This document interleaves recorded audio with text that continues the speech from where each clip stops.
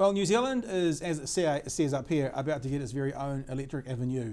From the top of the North Island to the bottom of the South Island, BMW has got together with ChargeNet to set up, I think it is 100 charge points for EV cars. So they're electrical vehicles, they're not hybrids, they're electrical vehicles, and they're going to be set right the way through. So basically, if you're an electrical vehicle only, Dominic George, you don't need petrol, you're going to be able to get from Kaitaia to the Bluff. Interesting story. The thing that I would ask, the first two things that I'd ask as a consumer, as a driver, is how expensive are the vehicles to buy, and what sort of time am I going to have to wait to charge my car? You know, if I need gas, I go there, I'm done in 5 minutes, I'm out again. How long am I going to have to, like, can my car just charge? I mean, what's the story? Yeah, Obviously, they've got to use one of these. It says that there is an 80% charge in 30 minutes. Which for these kind of cars is pretty good. If you've ever watched Top Gear and they have to sit there for 6 hours, so you tell me I have to wait 30 minutes. Well, yeah, okay, 30 minutes. The difficulty is going to be if it's going to be a pod, a machine with 2 outlets and 3 cars turned up, then you're going to have to wait an hour. Oh, see God, that sounds like a nightmare.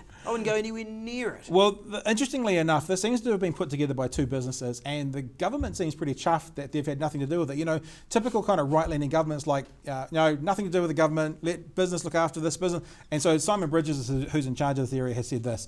He says, we looked really closely at what was required for charging infrastructure. I was pretty keen to see the government involved in the rollout, but counterintuitively, the advice that I got from a range of private players, including Steve West, as well as our own authorities, was that we would get a much better outcome if we left this to a private player to step up and take the initiative.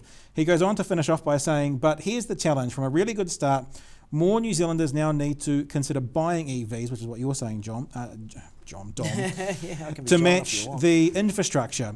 Now is the time to step up. We've seen the confidence in this investment. Purchasing an EV is one of the best and most practical steps you can take for our environment. Okay, best maybe. Practical? What a load of drivel. And the other thing is, we're not all on those MPs' wages, mate. Like, seriously, how much are one of these cars going to sting? So the very first blog piece I ever wrote, 12, 15 years ago, was called Average Joe on Climate Change, and it was talking to both National and Labor at the time with all their promises for what was going to happen with climate change and their emissions levels and stuff. And one of the points I made in that was, if you want us in electric vehicles or hybrids, then subsidise them. Yeah, throw some cash into it, incentivise people. At that point, it was about 20% more to buy a hybrid than it was to buy its petrol counterpart. Yeah. At the moment, I don't know what an electric versus a normal is, but there are $50,000 Mitsubishi wagons that you can get the hybrid version for about 70. So there's still a significant difference. So I turn up and I go, well, I can get the hybrid, or I can get the other one. The hybrid's going to cost me 20k more. Yeah. Well, I'm actually made of money. Who's doing that? So if the government wants us in these sorts of things, much like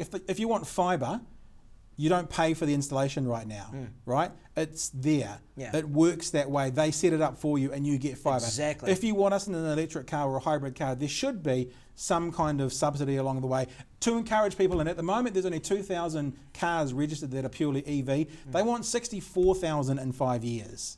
Now, how is that going to happen? Who's getting these cars? Seriously, and if I'm going here and waiting, I'm an impatient man at the best of times. If I'm waiting half an hour for someone to charge their car, seriously, I'd just be ropeable.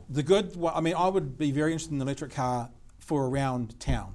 You drive it into your carport, into your garage, you plug it in, you leave it overnight, no problems at all. Depends how long it lasts, that's the thing, If I got to get the kids and then go to sports practice and then do all those, am I going to... But you live in Dunedin. That's about a 10k round trip you've just mentioned. Well, but I don't know how long these charge lasts for. You know what I mean? Well, let's put it this way. The country is about 2,000 kilometres long. Yeah. And they're going to put 100 in. So what's that? That's every 20 k's. That's not very... That's actually really, really short. They last longer than that. They last a good 50 to 100 k's. Good. So they should for that actually, sort of money. That's crap. I think you've just bought me off. I think you've won. Yeah, I'm with you. Exactly. They need to pump some money into this, or they can seriously. Mr. Bridges and his idea just ain't going to fly.